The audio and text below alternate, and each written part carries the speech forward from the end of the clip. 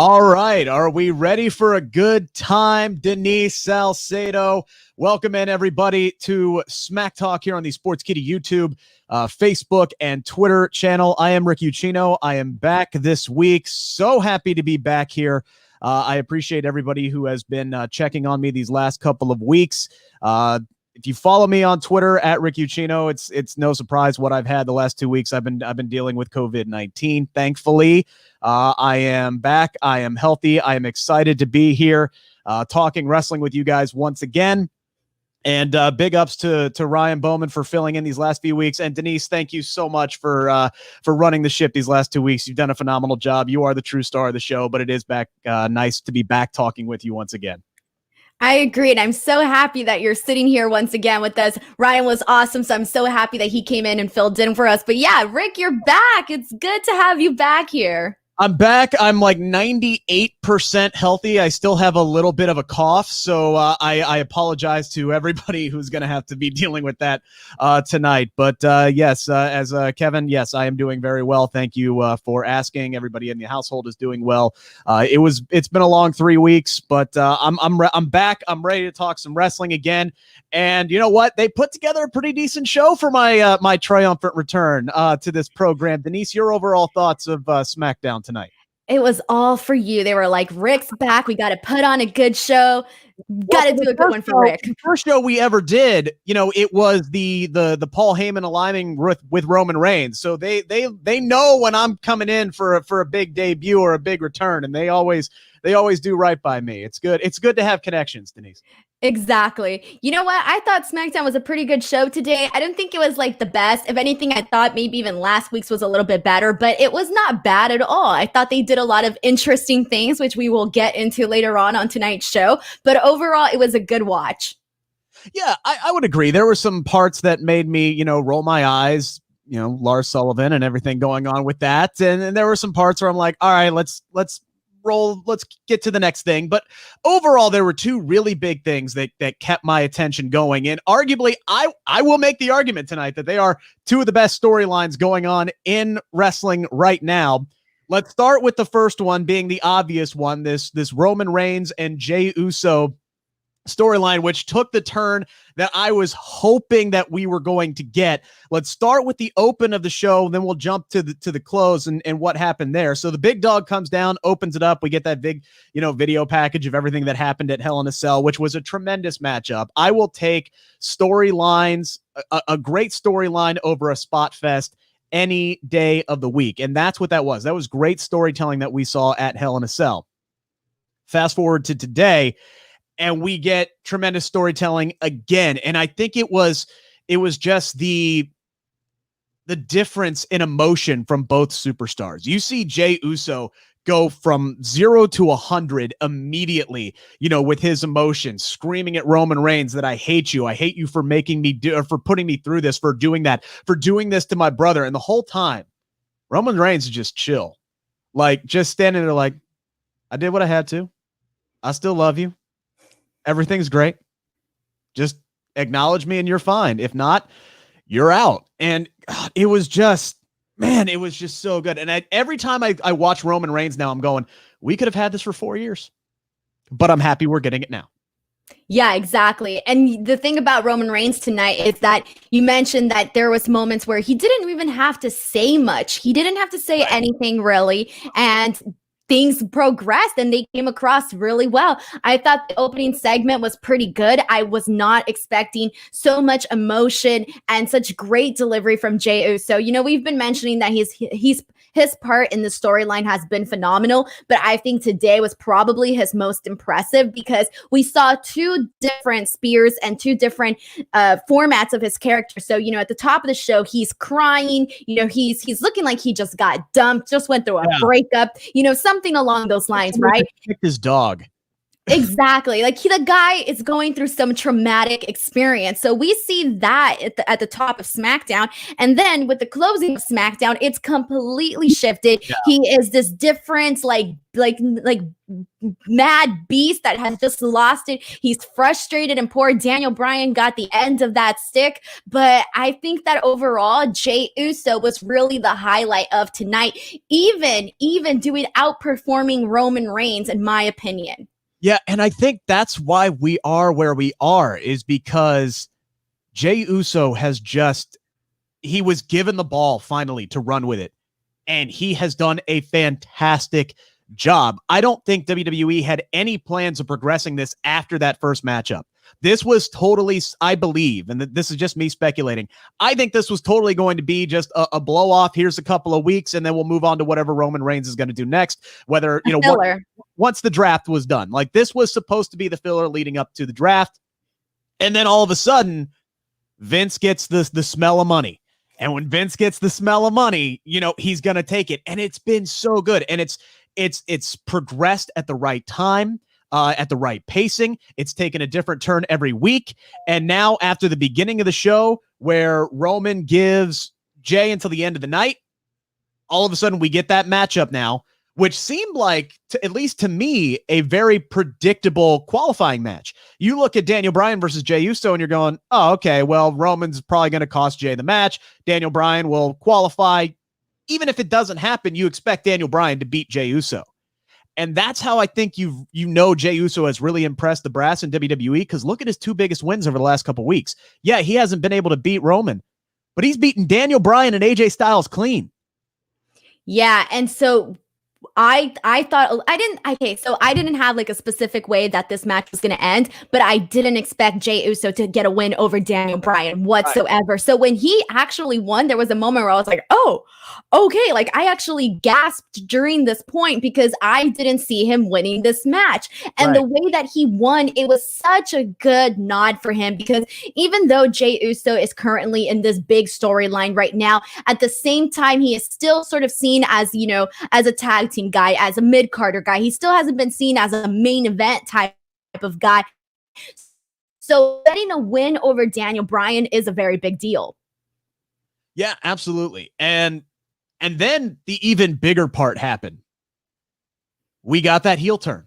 We finally, shall we say, Jey Uso saw the light, or whatever you want to call it.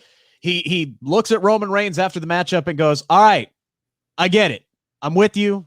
I love you. And then all of a sudden, we see Roman, just all he has to do is turn his eyes over to Daniel Bryan. And that's it. That's all he had to do. And Jey Uso just knew, all right, here we go. I got to go there. I got to take that extra step. Super kick, splash, throws Daniel Bryan to the outside, and then gives him that splash through the table, which I hope Jay's okay, because it looked like he got the worst of that. But just, it was Jey Uso falling in line, doing what he had to do for the sake of his family, because he knew he and his brother, and by extension, the wife, they were out. He did what he had to do. This has been tremendous storytelling every step of the way, and it seems that we're going to be getting that family dynasty that I alluded to, that I hope that we were going to be getting at one point, as soon as Jimmy's ready to return.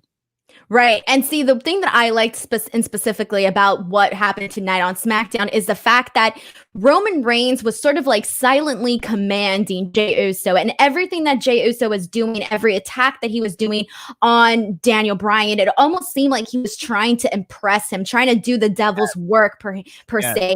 And it wasn't like Roman Reigns' facial expressions were like, this isn't enough. This isn't enough. And so I do think that in that sense, where, I mentioned earlier that Roman Reigns didn't really have to say much, but his point came across where I knew as a viewer that Roman Reigns is looking at Jey Uso and thinking, good, you are on my side now. You understand what you need to do, but also you need to do a whole lot more to actually impress me and, to kind of get back on my good side now. And it really is a little bit confusing too, because at the same time, you don't know what exactly drove Jey Uso to this point, because like I said, at the top of the show, he was heartbroken. He was crying, and at the end of the show, he's in a different state of mind. So now one has to wonder whether or not he really is seen eye to eye with Roman Reigns, or if this is just a ploy. I think it was what we kind of missed was like that one small backstage segment, I think, of just Jey Uso sitting in a corner thinking, right? Like that's all we kind of really needed to get us from point A to point B that we were at the end of the night. But I think the motivation is clear. It's like, hey, he knew that this is what he has to do to keep his family in the bloodline and in the good standing. And he had to do what he had to do. He has to fall in line with Roman Reigns, and he has to do what Roman Reigns tells him. So yes, he wants to impress Roman Reigns, but I also think this was Roman pushing Jey Uso going, all right, you say you're with me, but are you really with me? How far are you willing to go? What tactics are you willing to do to put yourself to align yourself with me? Are you willing to go there? And I think we're going to get more tests like this, because I don't think it's going to be just Roman saying, all right, yeah, you whoop Daniel Bryan and you put him through a table. I don't think that's going to be enough. I think this is going to be a constant test, kind of like what we saw with Rollins and Murphy over on Raw. Are you willing to push somebody's eye into the steel steps? And I think you're going to see more tests for Jey Uso in the weeks to come. Yeah, and it's just going to make Roman Reigns look even worse, because it's like you took Jey, who was essentially this great baby face, and now you're turning him into a monster because this is what you wanted. So I do like the aspect of, all the different work that we're seeing from Jey and Jey's personality, and how this is all sort of, Roman Reigns' grand master plan. Right. Paul asking, with Jey finally seeing the light, does this mean no more feud with Roman, or is he just setting up something to catch Reigns off guard? I don't think he's catching Reigns off guard, because he knows that's going to get him booted out of the family. Like, he had his opportunity to step up and be the big dog. He didn't get it done. He lost to Roman twice. I think this is the start of something big for both Roman and the Usos. And frankly, if anybody other than Sami Zayn had the Intercontinental Championship right now, I would be screaming from the top of my lungs for Jey Uso to win that belt, and to have both of those guys standing there as singles champions and dominating the show. But now, since Sami Zayn is the guy that needs to carry the Intercontinental Championship into 2021 and beyond, let's wait till the Usos come back, and then they can be the one to just take the belts off the Street Profits. Right. Jey Uso's been doing a good job. He's going to get rewarded. And one of those was just even getting a pin over Daniel Bryan, as you can say, is a reward. Right. And that was one of the things. It's like when this started, I was hoping that this would be more of an audition. Like, if they caught fire with something, if they had lightning in a bottle, that they would catch it. And they have. And this has been a fantastic storyline, and I'm glad to see it progress. They're on the same page now. The rest of the SmackDown roster, from a K-Stab standpoint, needs to be on their heels. They need to watch out, because these two are going to wreck some people. And by the way, let's give Daniel Bryan a lot of credit here. This is a guy who is on his last run, as something that he said last week. This is his last full-time run with the company. He is doing everything he can, whether it's Drew Gulak, whether it's Jey Uso, whether it's Sami Zayn at WrestleMania. He is doing everything he can to put the younger generation over on his way out the door, and he needs to be applauded for it, because it would have been very easy for Daniel Bryan to just take a win over Jey Uso and get onto the Survivor Series team and have a good match in Survivor Series. But no, now we're getting fresh matchups, and Jey Uso, a surprising win. I thought both of these qualifying matches tonight were so predictable, which was like, all right, I almost don't even care about these matches, because we know what the outcomes are going to be. One surprised me, obviously. The other one, not so much. We had Kevin Owens defeat Dolph Ziggler. Okay, I have two questions for you, Denise. One, why is Kevin Owens wrestling in jeans now? And two, how do we make Dolph Ziggler interesting again? Because he has just fallen into this rut of, yeah, he's going to get some big matches every now and again, but we know he's just going to lose. He's got to put on a great performance, and he's going to lose, and it doesn't make me care about Dolph Ziggler one iota anymore. Well, I think I've been saying this because even when he was on Raw and they were trying to make this whole big storyline with him and Drew McIntyre, and it just wasn't getting over at all. And I think it's definitely because Dolph Ziggler is one of those guys that has been completely slotted. Nobody really has any major interest in Dolph Ziggler. And I get it. There's still some people, obviously this is not to say everybody, but I would say that the general majority of people are just like, okay, been there, done that. The trigger was never pulled, so therefore we have no interest. As for Kevin Owens, this this is sort of a rebirth for Kevin Owens because he hasn't been on any major pay-per-view matches. He hasn't had any major feuds, and he hasn't had, he hasn't even had that very many wins at all. So to have Kevin Owens sort of kind of get this win, I mean, over Dolph Ziggler, it's really not a big deal, but it is a big deal considering that we're finally moving forward with Kevin Owens doing a little bit more. Right. It seemed like after KO beat Seth Rollins at WrestleMania, he just fell off the face of the earth. Yeah, he had a little bit of an injury. He hurt his shoulder in that match. And then, all of a sudden, like, he disappears for 5-6 weeks, whatever it is. And then Seth Rollins, after losing to Kevin Owens, immediately gets thrust into a world championship opportunity. Maybe that was KO's spot if he doesn't get hurt, but I don't know. But then after that, it was like he's hosting his shows and he's feuding with Aleister Black for a little bit there. And yeah, he kind of just got one of these guys that got lost in the shuffle. And I'm hoping that there are big things ahead for Kevin Owens. I mean, look at it. We don't know who Roman Reigns is going to be facing after Survivor Series is over. So you have all these feuds that are going to be kind of on hold. They have time to figure out where things are going to progress because Survivor Series really does kind of throw a wrench into everything because you have Roman Reigns who's going to face Randy Orton. So there's going to be some kind of build up to that over the next couple of weeks. Sami Zayn already talking about his matchup with Bobby Lashley, which I'm looking forward to. Hopefully Sami gets a better showing this time around than the last time that he faced Bobby Lashley. But they got some time to figure things out. I think Kevin Owens would be a great opponent. You got a babyface Kevin Owens. You got a badass heel in Roman Reigns. That's a matchup made in heaven. And Kevin Owens is a great babyface too, because he brings the energy into his matches. He has all the flashy moves that you want to see, and they always look impressive because, he's not a small guy. So whenever he does cool stuff, people are impressed by that so far. And he's genuinely a likable guy. So having that polar opposite with Roman Reigns would be a very good idea. Paul bringing up another one here says Reigns is the new godfather. Give him his throne and bow down to the king. I mean, yeah. Pretty much. I can't wait to see both Jey and Jimmy. And somebody else brought that up. I think it was, Carissa. Since Jey has aligned himself with Reigns, I hope Jimmy joins as well.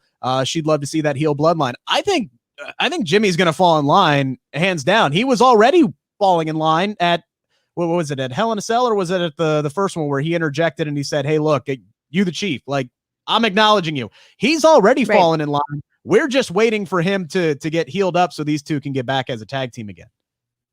Exactly. And I think, like we said, this is going to end up pretty good. And I like the direction that they're going with this. Yeah, it's been great. Guys, make sure to get all your comments in. We're going to read as many of them as we can. I'm trying to comb through and get a few of those. Philip, thank you very much. I'm glad I'm feeling much better as well. Again, I do have the COVID cough, so I apologize for all the times I'm going to be coughing into this microphone. Damian, he says, we pray Samoa Joe gets in there. I don't know how much time Samoa Joe has left. I'm not sure where you're saying where he gets in there. Right now, he's on the Raw commentary team, and he's doing a fantastic job. Like, I would love to see Samoa Joe, whether babyface or heel, back in the ring. I would love to see Samoa Joe. Ooh, okay, now I think I know where he's getting with this. That bloodline storyline. Yeah, I'd love to see Samoa Joe get mixed in with that, or even Samoa Joe going up against the bloodline as a babyface. That would be great. But I don't know when Samoa Joe's going to get back in the ring again.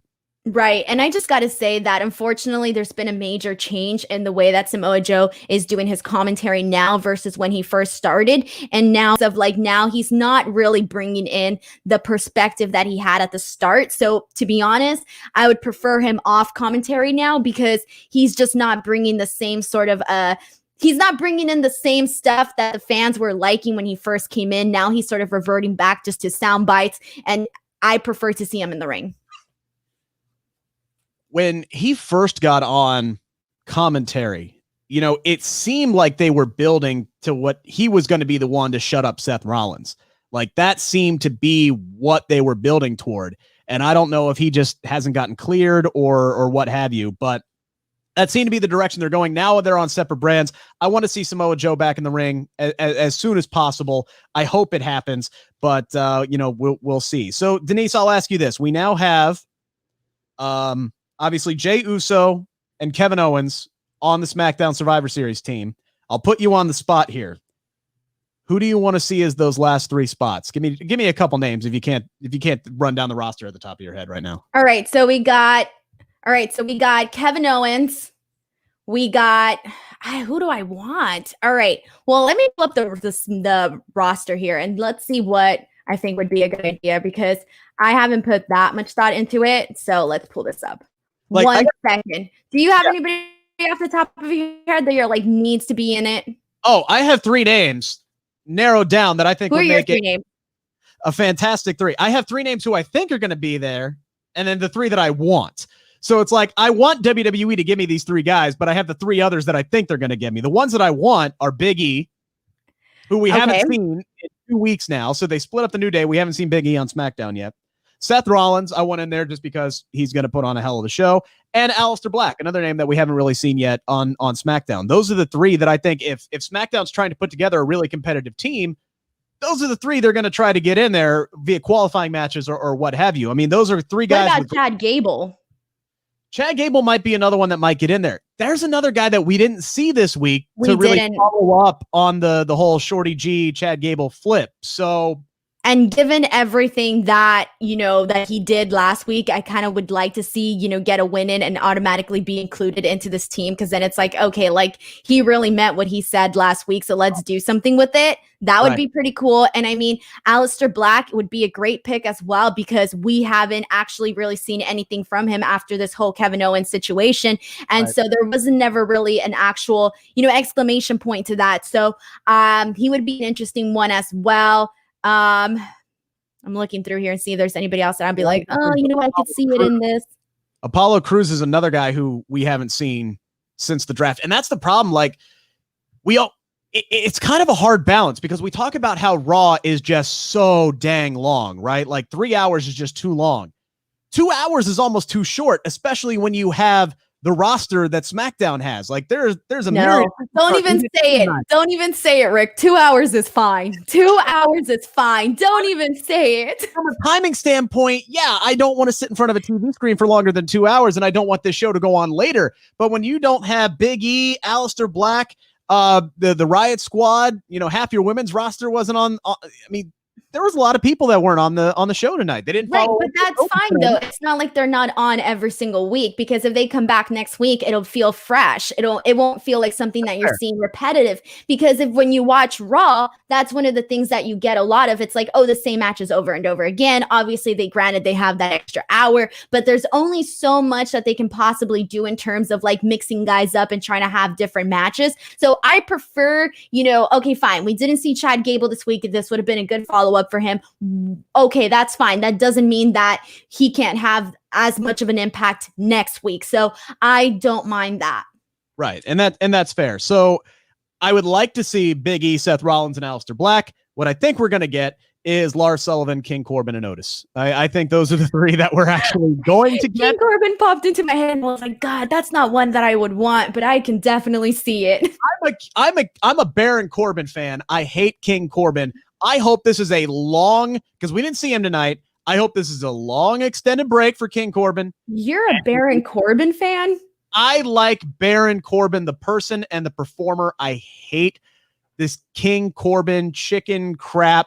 Okay, like person-wise, that's fine. Like, I never talk about the real life person in terms of like on camera. On camera, it's either you like Baron Corbin or you don't. We're not counting his real life person, obviously. Okay, fine. All right, fine. Because I've actually interviewed him, and he's no, it doesn't count. So which you can find that on YouTube somewhere on this. If you're watching on YouTube, you can find it on there, I believe. That was one that I did for us. But anyway, but I also love Baron Corbin, the in-ring performer. He's so freaking good, and he's so talented. He's like, 7 foot tall, 285 pounds. Yet for some reason, WWE, he have him back down from every fight.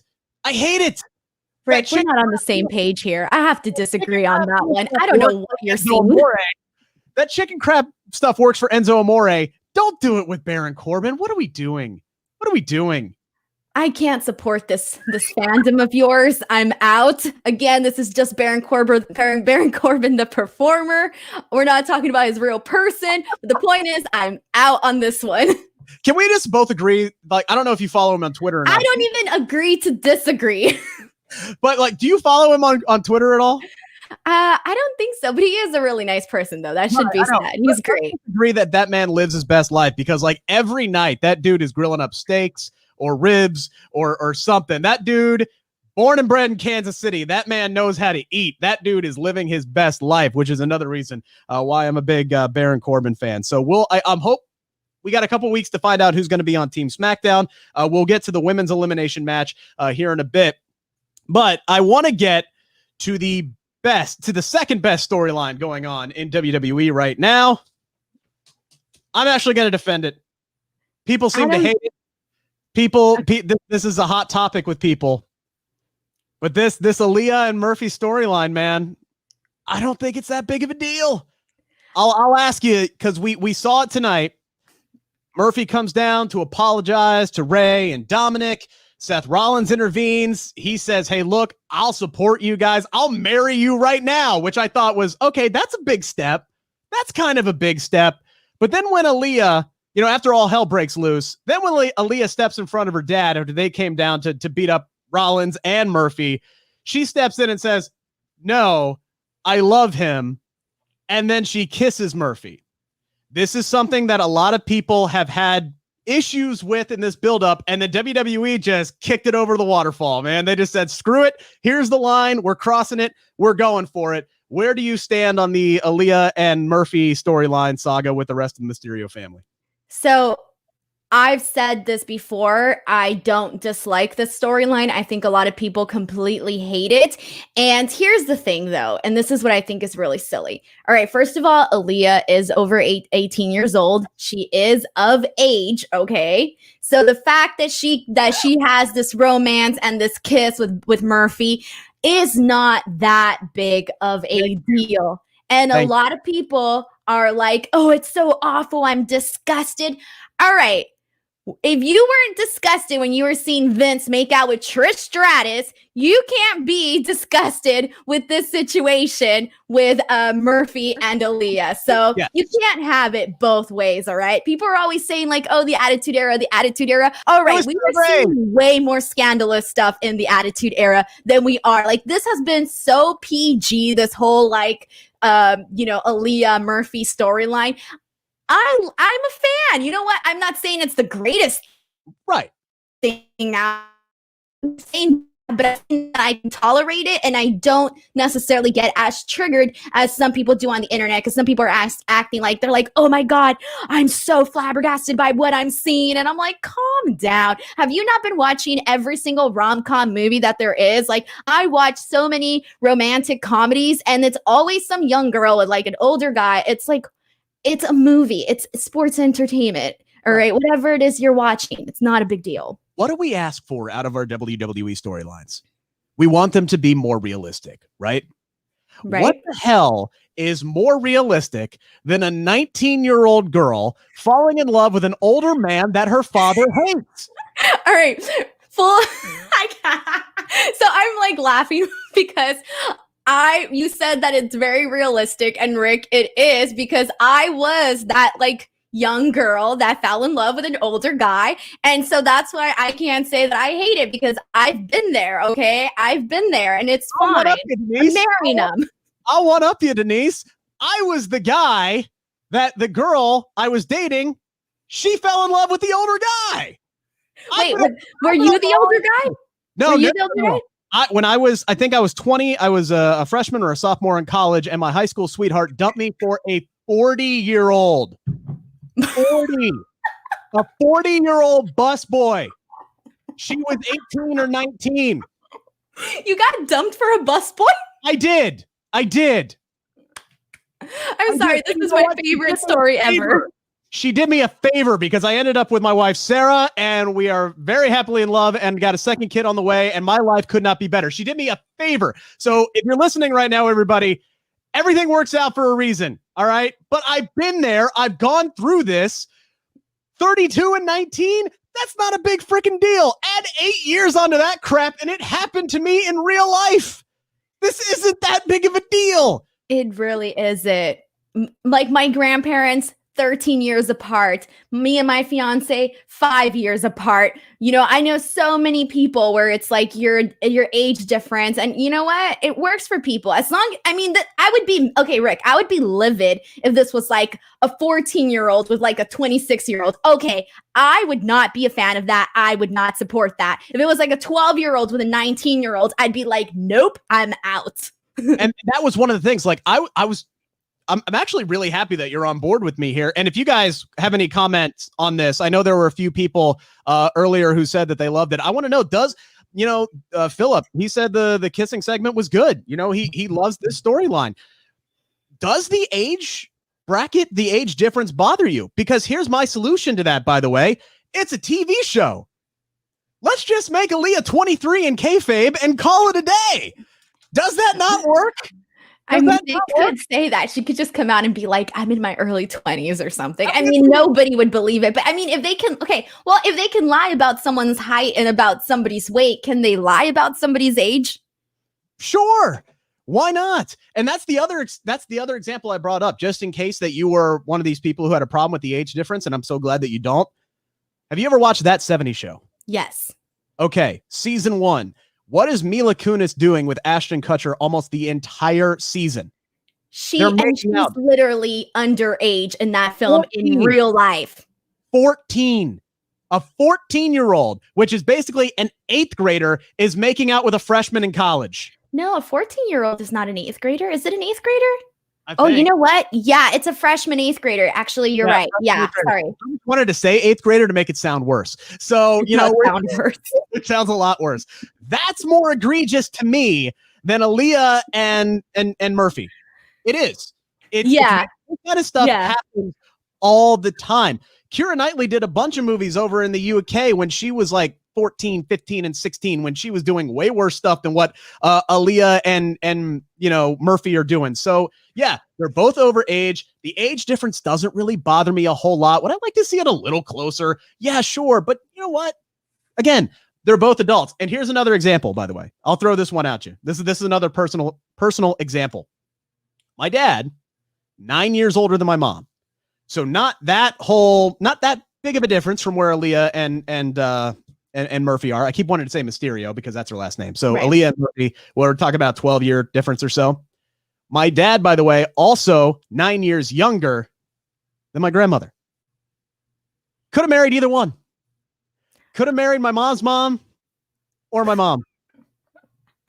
He's right in the middle. He's right in the middle. Could have married either one. I guess it's just a number, folks. It's just a number. It's just a number. Love is love. You know what, though? I will say this, though. I need to get better acting skills from Murphy. I don't think his acting skills are necessarily that great because I feel more of the love and the romance coming from Aaliyah's end than I am getting it from Murphy's end. Did you get that as well?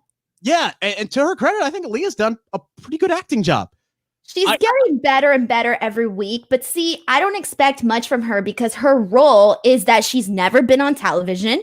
Okay. Her role is that she's Rey Mysterio's daughter. She's not necessarily, a star. She's not a performer. She's not somebody that's trained for years and years to become a WWE superstar. So she's coming across as somebody who's naturally would just be thrown into the situation. So that's why I don't necessarily expect these like high level acting skills from her, because even if she wasn't that great, okay, fine. She's not supposed to be this big mega acting star. No, she's supposed to be the daughter of Rey Mysterio, who happened to be part of this. Yeah.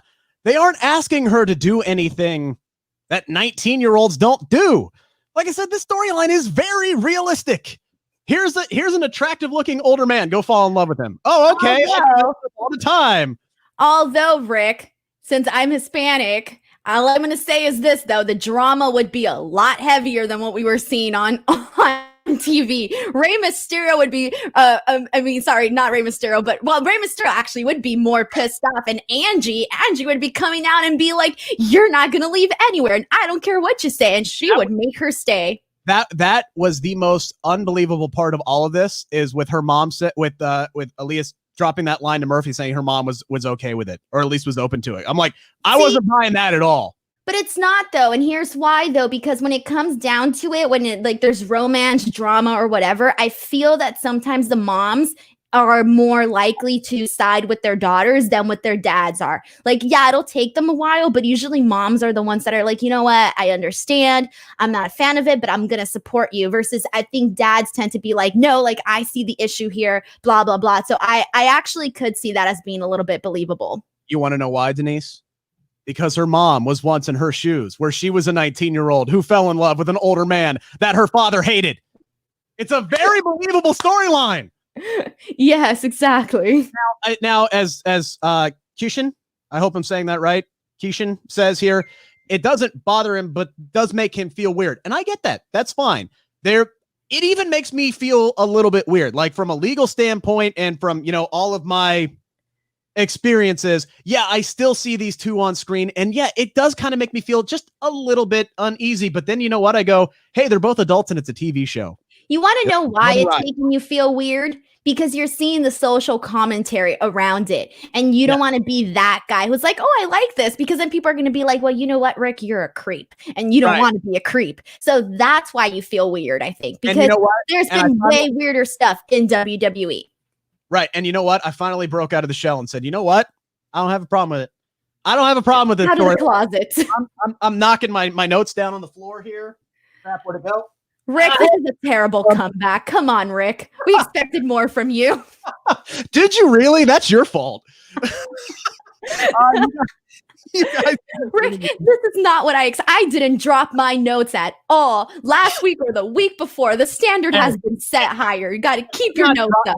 If I'm not dropping my notes or punching my microphone, it's not an episode of Smack Talk. Heck, I put out a tweet today and I couldn't even get the dang name of the show right. I keep calling it. Yeah, I call it Talking Smack earlier on Twitter. Like, I don't even know. Did I retweet that? Because I retweeted one of your tweets, so I hope it wasn't the one that was misspelled. You didn't retweet that one, and I think at least I thought that's because I got the name wrong. I had to have somebody point out to me that I'm just excited to be here, folks. That's all. I'm just some talking schlub, and I'm going to be here every freaking Friday until they kick me out. You are watching Smack Talk. We appreciate the 91 people who have tuned in, the 261 people who have engaged and commented with us. Keep that coming, because all it does is help grow our audience. The more that we get into this, so please keep up. Yes, people are asking about the age difference again with Murphy and Aalyah. It is 19 and 32. It's not that bad, folks. It's not that bad. All right, so let's move on. I'm actually really happy that you're on board with me on this one. I really thought that we were going to have a drag down fight on this one. I honestly really did. No, I am a woman of my own opinions, Rick. I do not go with what the internet tells me I should. Good for you. By the way, if you want to be part of the internet that tells us what we should think, you can follow us on Twitter at Rick Ucchino, spelled out like you see there, and then at _ Denise Salcedo, spelled out as you can. Denise, by the way, hitting 10,000 followers this week. I made it. I surpassed it too. I was so happy. Meanwhile, I hit, hang on, I'll check, 1,626. So that is a big milestone for me. That is the highest it has ever been. It's going to take me 10 years to catch up to Denise, if I ever catch up to Denise. But like I said, get there. You just got to put out some great quality content and crazy dancing videos. Is this quality content right here? He's not. There you go. He's not on the show anymore. This is my Halloween, by the way. This is my Halloween costume. I am going as Rambling Rabbit. This is the only thing that sucks, by the way, about the draft afterwards, is that the Fiend's no longer on here and we can't talk about him and his story with Alexa. That's true. That's true. Well, you're getting another love story, so you can't have all the love stories. Yeah, I'm getting just as good as a love story. Just as good. Although I'm very excited to see where Alexa Bliss and Bray Wyatt go over on Monday Night Raw. And, of course, you can catch Legion of Raw every Monday after Monday Night Raw here on Sportskeeda YouTube, Twitter, and Facebook with Chris and his new co-host starting on Monday, Vince Russo. That's a big get for SK. So make sure you guys tune into that. So let's talk about Denise, Sasha Banks, and Bayley. Sasha Banks coming out as your new SmackDown Women's Champion after a very good Hell in a Cell match on Sunday. I didn't think it was better than Sasha and Becky last year, but it was still a damn good matchup. They made the right call in putting the championship on Sasha. She comes out tonight. I'm sorry to say, it cuts a very cookie cutter promo, just a very generic, I did what I said I was going to do, and I'm standing here as the greatest SmackDown, yada shibada blah, blah. She did a great job delivering the lines. I hope they would give her something a little bit better. Looked great doing it, as she always does. Sasha Banks just making us look like schlubs with her everyday clothes. I'm sitting here in a black hoodie. Like, this is like as nice as I look. I have a bad hair day. I look like a boy today, Rick. I don't even look like a girl today. Look at me. I look awful. No, you don't. Trust me. You look great. Sorry, this is not Denise, okay? This is little brother Dennis. Look at the right side of the screen and then look at the left side of the screen. You look great. Trust me. Little brother Dennis. So Sasha cuts the promo. It is what it is. And then Bayley comes out to kind of save the segment, in my opinion. She does a great job. And I love when they bring Sasha's championship record into the storyline, because it's really become her own kind of mini streak here when they start talking about, with like the Undertaker, it's a losing streak for Sasha Banks. She's now on her 6th main roster singles championship. She still does not have a successful title defense. It was a great line to throw in there for Bayley, where it says, yeah, we know you can win one. You can't hang on to the dang thing. You're a running back who's constantly fumbling. And she immediately challenged her to a match. Next week, we're going to get that rematch. Sasha Banks versus Bayley. Streak needs to end here. Sasha Banks has to win this match. It feels like it's too soon to have this rematch. It feels like it's too soon, but I also think, this is that, well, we kind of have Survivor Series in the mix here. So if we're not going to do it now, when are we going to get to it next? Because I think they're setting up for hopefully Sasha Banks' next feud after Survivor Series is over.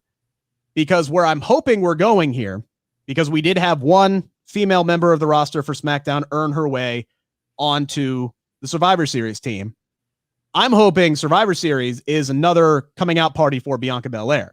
She had a fantastic showing at the Royal Rumble, and they did not capitalize on it.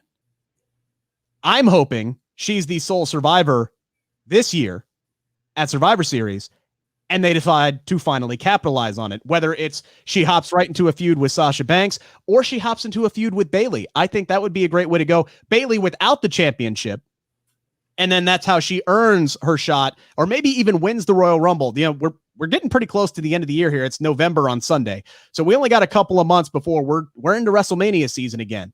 This needs to be the rise of Bianca Belair, which I'm hoping they're setting up for Bianca versus Sasha heading into WrestleMania next year.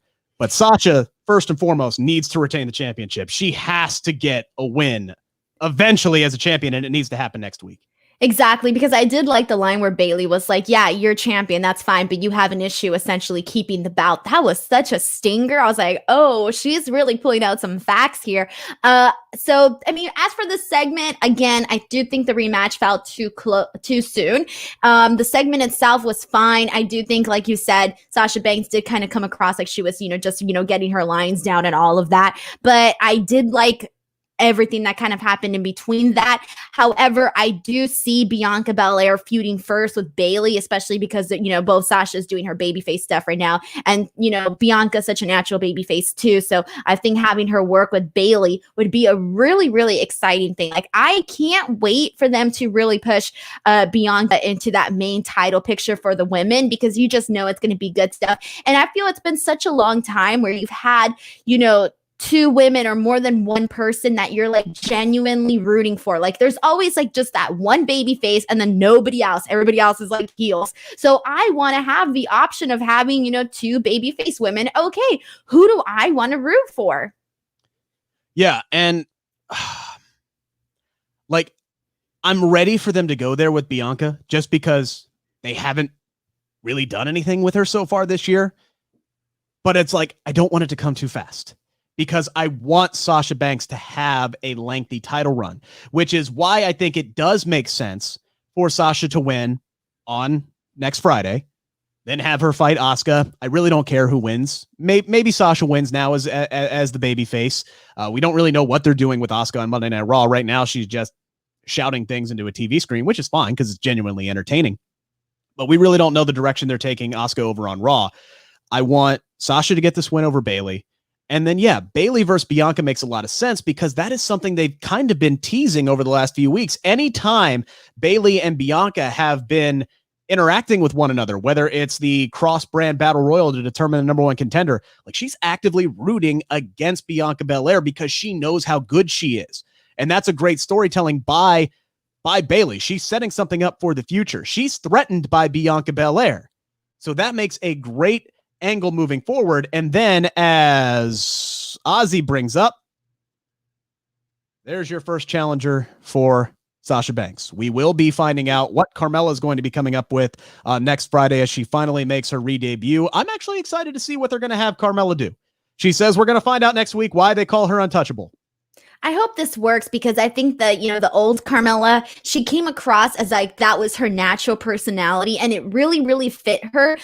This new like diva-ish, bougie type of, woman that she's portraying, it doesn't really feel true to her yet. So I hope it eventually starts to feel like her true identity because right now I was kind of excited about it in the beginning, but after tonight's promo, I'm not really feeling it that much. It doesn't really feel like Carmella. But again, obviously, I'm really just basing this off of tonight. I'm not really basing it off of anything now. So she could sway my opinion a different direction. But right now, it sort of feels like, okay, they're really trying to do something different with her here, but let's see if it sticks. Yeah. And like at first I got those, Emelina vibes. Like they're trying to do that Eva Marie, Emelina character that has failed on several occasions because for some reason Vince really wants to get somebody over with this character. Like he thinks this character is so good, he's just got to find the right person to portray it. I don't think that's necessarily where they're going with Carmella, but I just don't know. I don't know. I'm interested to see where it's going. I'm just excited that they're doing something with her. Just give her anything. Kind of like Ali over on Raw. Yeah, I know Retribution isn't really, they aren't booking it very well right now. Oh, it's awful. They couldn't book it any worse. It's not even a good, I can't even see a positive from Ali anymore. I saw one. I don't anymore. He delivers a great promo. He's on TV every week. I'd rather see Ali on TV every week than not see him on television. But what's the point of cutting? What's the point of cutting a good promo if you're coming out and you're losing every single week and you're made to look like dumb? I agree with you. They're doing that chicken crap heel stuff with Ali now. Like he joins Retribution and all of a sudden he's afraid to fight anybody. I hate when they do that, especially somebody as talented as Ali. I'm hoping that they don't do that with Carmella because the last time Carmella was a heel, she played that. I'm scared to really fight anybody. I need James Ellsworth in my corner to cheat for me and do that. I'd like to see. Don't even remind me of that Money in the Bank finish. Don't even remind me. Oh, you mean when a guy pulled down the Money in the Bank briefcase for the women? Did that bother you, Denise? Oh, hell yeah. I was like, are you kidding me? Are you kidding me right now? You know what? Like, I didn't even realize that at first. Like, when that first happened, I'm just like, oh, well, that's kind of a dumb finish. And then I go on Twitter and I'm like, oh my God, they totally did that. They totally had a guy win the women's Money in the Bank. God, that was such a terrible decision. At least they made it slightly better. Also, I've been a Becky Lynch fan from day one, and I'm like, wonder the hell are they going to do anything with her? They did a lot with her, so I can't really complain anymore. You can't complain about how that went down. Right. I think if anything, you got more than you probably expected. Oh, yeah. Oh, God, yes. God, yes. Trust me. As a Cincinnati sports fan, as a guy who constantly roots for the underdog, I'm not used to seeing my favorite anything become the talk of the industry or become the top star of anything. So I rode that Becky Lynch cloud high, man. I was up there and I was like, there was a sea of emotions when she announced she wasn't going to be back on TV for over a year, like genuinely happy for her, but also genuinely like, I miss Becky Lynch. And yeah, I'm going to say it right now. Several months later, I miss Becky Lynch. I want her to see her on television again. I can't wait till she's back. But you know what, Rick? What is she missing right now? She's not they're not touring. They're not in front of crowds. If anything, I think this was the best timing for her to sort of step away because when she comes back, she is going to get a massive, massive pop. Oh yeah. Oh yeah. Absolutely. I agree. And hopefully it's in front of a crowd by then. That's what I'm hoping for. Fingers crossed. Yeah. And hopefully like nobody else gets COVID-19 ever because trust me, I can tell you, you don't want it. So anyway, getting back on track here, I'm hoping they do something with Carmella where she's actually, she's talking a good game. Like she's talking like she's confident. I want to see that confidence ooze out into the ring. I want to see her get onto the SmackDown Women's Survivor Series team. I want to see her have a good showing. Maybe Bianca and Carmella are both survivors. Like they both win. They both get a couple of eliminations, because I'm not really impressed with the Raw Women's team. It's not okay. Going that great. The Raw Women's division needs a little bit of help. It needs Charlotte Flair. It needs Charlotte Flair badly is what it needs. Like they have talent. They just don't have anybody that they've really pushed outside of Asuka to the main event scene. And that's partly because we have had in the main event scene for the women's division for the last 2 years now, it's been the 4 horsewomen. And now we have Sasha Banks, who's once again a SmackDown Women's Championship, and she's feuding with Bayley. It's time to start getting some of these other women into the fold, and that's where I'm hoping that we're going with Bianca Belair. I would love to see Bianca Belair win the Royal Rumble, be the first woman that's not a 4 horsewoman to win it for a couple of years now, break that cycle, and then win the title from Sasha at WrestleMania. Although I would also hate that, because then Sasha would go to like 0-7 at WrestleMania, and that's a streak that she needs to beat. She needs to win at some point. But I'm hoping that's where we're going. I'm hoping we get a good showing from both Bianca and Carmella moving forward. I'm interested. Excuse me. Sorry. I'm interested to see where Carmella is going to go. I'm excited to actually see her back on television next week. I really am. I agree. All right. We're running out of a little bit of time here. Speaking of the women's elimination chamber, Survivor Series team, we did have Bianca win tonight over Natty and Billie Kay. Can I just say Billie Kay is still incredibly entertaining? I knew they were going to have Bianca win. And this was kind of the situations where I kind of wished that Billie Kay wasn't in this match, and not for the reasons you think, because I wanted her to win and I wanted her to be part of the team. So I knew that Bianca was going to win. And I was like, oh, why they had to put Billie in this match? Now that just means that Billie's not going to be part of the team. And I'm rooting for her. I want to see Billie Kay succeed, because I think that she can bring something different in terms of character-wise to women's wrestling that we don't really have. Yeah, I mean, she came out there and, she's talking with Adam Pearce, and, Natty's going to do great in whatever role they put her in, because she is the boat. And, she knows how to roll. Not even a cute name. But Billie Kay just coming in there and doing that cute, it's the same stuff she did with the Iconics, but it still works. She's got the headshot and the resume, and she's talking about how she really works well in a team environment. It was funny. I genuinely laughed, and I love her as a performer. Is she the best in-ring person ever? I mean, no, but that's not what we want her for necessarily. We want her because we don't have any female comedic wrestlers whatsoever, and people want to see it. They want to see it with Billie because people really feel that she is funny, and it's hard to find somebody that is genuinely funny, and they have that with her. And it's so hard nowadays to stand out and be different in a sea of, lots of talented women. So if Billie can bring something different to the table, then yeah, I will trade that in for maybe her not having the best in-ring work. Maybe she won't work like Natalya or like Bianca. That's fine. She's bringing something different to the table, and it could work. I'd give her own show.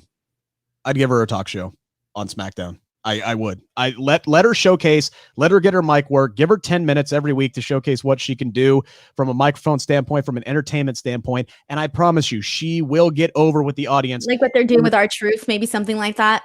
Yeah, she will get over with the audience more than she already is right now. People were genuinely disappointed when they split up the Iconics, which was a team that wasn't very successful. Yes, they had that. They won the tag team championships at one point, and then they basically were taken off the TV for months at a time, and they didn't really rack up a whole lot of wins. But people were excited to see them because they were entertaining. They were an entertaining team. They brought smiles to people's faces. I hate that line, but they really, really did. Even when they were heels, people loved watching them. And I want to see more of that. I really wanted to see Peyton Royce win on Monday when she didn't. They gave that win to Lana, which, okay, I have mixed emotions about that. But I still think Billie Kay can find her way on this team because we have 4 spots to fill. And there isn't that many women, that very many women. Right. I mean, you look at it, I mean, what? So are we automatically eliminating Billie Kay and Natty? So we got maybe Carmella, and then there's Liv, Ruby. Yeah, the Riot Squad. So the Riot Squad will balance out for Zelina. Maybe Zelina. Yeah, there's Mickey some James is injured. Yeah, there isn't that many other options. Maybe Bayley winds up on the team. The loser of Sasha and Bayley possibly winds up on the team at Survivor Series. That could be a way. Maybe Bayley loses and then they make her the team captain. And then maybe she gets in a fight with Bianca Belair. And that's how that whole feud starts up. I'm willing this to happen, dang it. I'm willing this to happen. This is what's coming up next. Let's see. Carissa has an idea. Bianca, the Riot Squad, Zelina, and Natty for the Women's Survivor Series team. I wouldn't be surprised if Natty ended up on there as well. I think what we're going to get is like one of those redemption matches where like we get like the 4 people and then all the people that lost get to work their way on. I'd rather see Billy in that spot though. I would too. We've already seen what Natty can bring. We haven't seen what Billy has been able to bring yet on her own. Exactly. Much like Daniel Bryan's trying to push forward the younger generation in the next single stars with the men's division. At some point, you got to do it with the women. I know the 4 horsewomen aren't going away anytime soon. At least we don't think they are. But at some point, the people like Bianca Belair, the people like Peyton Royce, I wanted to see win on Monday because it would have been something different. It could have been an opportunity for her to push her singles career. Because everybody's talking about, there's a report that she's getting this big singles push. And all of a sudden, we haven't seen her do anything except get thrown together in a mixed tag team all of a sudden with Lacey Evans, which was stupid. But that's the Raw women's division. Everybody gets thrown into the same 6-woman tag. It's like, oh my God, what are you doing? And then, she has this matchup where she could get onto the team, or it could be Lacey Evans, who's another person that they could get a push at some point going. No, they do this thing with Lana, and we know what's going to happen with Lana. She's going to be the first person eliminated. She's going to get put through the announcer's table. And what was the whole point of it all? What is the whole point of anything, Denise? I know. See, we can't complain too hard. None of it is going to matter in like a month. Yeah, pretty much. Or even shorter than that. It is a battle for brand supremacy after all. Or at least this year they're calling it the best versus the best, or the whatever. It's Raw versus SmackDown. I still think it's weird that NXT is not involved in some way, shape, or form, especially as way over they got put over last year. All of a sudden now it seems like NXT is just an afterthought. We will I really wish I could have gotten into more of your guys' comments. We got a lot of them tonight. I appreciate all the 88 listeners that's that radio background, the 88 viewers who are watching either on Twitter, YouTube, or Facebook. Denise, before we wrap up, any final thoughts on SmackDown tonight or moving forward to next week? Obviously we got that big title match that we're looking forward to. We didn't talk about the Lars Sullivan thing, so I'll just mention it really quickly. Oh, you did that? Oh, oops. Sorry. My bad. I didn't get the memo, Rick. Well, okay. What do you know? We weren't talking about that. 3 minutes. We can save 3 minutes for Lars Sullivan. Go ahead. All right. The Lars Sullivan thing was awful. It was horrible. I hated it, and I am not going to accept it. I'm not going to accept Lars Sullivan as a victim. Don't play with me like this. See, I try to keep things positive. You wouldn't know that by my Twitter sometimes, because I do like to complain a lot too, especially on Sundays when my Bengals are playing. But I try to keep things positive, which is why I was trying to avoid the Lars Sullivan thing like the plague. But we got to talk about it, Rick. We got to talk about it. It was part of the show. It was just so cringeworthy. Just watching that big dude sit there, that big sweaty man in a medium polo. They were so mean to me. I mean, it's like, could you get the guy a shirt that fits? Number one. I didn't notice that. Number two, you keep throwing that freak thing out there. How many times did they say freak tonight? He said that they were calling him. What was it that they said that they were calling him? Was it the freak, or was that his schoolmates or something were calling him? These two school lads were singing at him that he was a freak of nature, the freak show or whatever. It definitely had freak in there. Yeah. I think it was Freak Show, was it? I don't even remember, because I was listening to this and I was like, no, this is the direction they're going with this. This is so bad. To tune him out. Like, look, I will give WWE credit for one thing. They at least tried to give him some form of a character, some form of a background, some form of a motivation for why this big dude just clunks down to the ring and takes everybody out. They tried. Very little. Say he likes to see people be tortured. Why does he have to play the bully gimmick? Why does he have to play the victim gimmick? Right. He could just be some freak who likes to, just see humans be tortured. That's it. It's such a lazy storyline. It's like, I was bullied as a kid, so now I'm a bully. I just want to, okay. Wouldn't it make more sense if you were bullied as a kid? You would be now. And again, I'm not saying, all his dogs are barking, because it doesn't look like all of his dogs are barking, but I was bullied as a kid. And you know what? I try to treat everybody like I would want to be treated. That's such a cliche line. And I know that, but I'm not also a big 8-foot, freak that Lars Sullivan is. So I get it. Everybody reacts differently. But to me, okay, well, I was bullied as a kid, so now I'm just going to beat the crap out of everybody, doesn't make sense. If you want to make him this bully crusader where he goes around and tries to beat up everybody, like beat up the bad guys, the bullies, that makes a little bit more sense. But either way, I'm not buying this. I'm not buying this Lars Sullivan stuff. It was very cookie cutter. It was very lazy storytelling. And I guess he kind of did okay with his promo, with what he was handed. I'll give him that. He kind of did okay. Rick, you're too nice. I'm just not too nice. I don't care for Lars Sullivan. I don't want to see him on my television screen. I was very upset when he was drafted to SmackDown, because that means that I'm going to be forced to talk about him, even when I try to ignore him. Thank you very much, Denise. I'm going to bring Lars Sullivan up every single week. You know what? And that's what sucks, is because we haven't gotten Biggie in 2 weeks, but we're going to get Lars Sullivan every freaking Friday. Yeah. Really excited to talk about Lars Sullivan next Friday. I am very happy to be back. Thank you, everybody, again, for all your comments tonight. Thanks for tuning in. Denise, thanks again for carrying the load the last couple of weeks. It was fun living back in the past and throwing in some personal information on this show tonight. Final closing thoughts that don't have to deal with Lars Sullivan. Good show. All right. We will for my closing thoughts. Closing thoughts. Good job, everybody involved. Everybody have a safe, happy Halloween. Eat a lot of candy and don't kill Rambling Rabbit. We'll see you next week here on Smack Talk on Sportskeeda's YouTube, Facebook, and Twitter. Have a great, happy Halloween, everybody.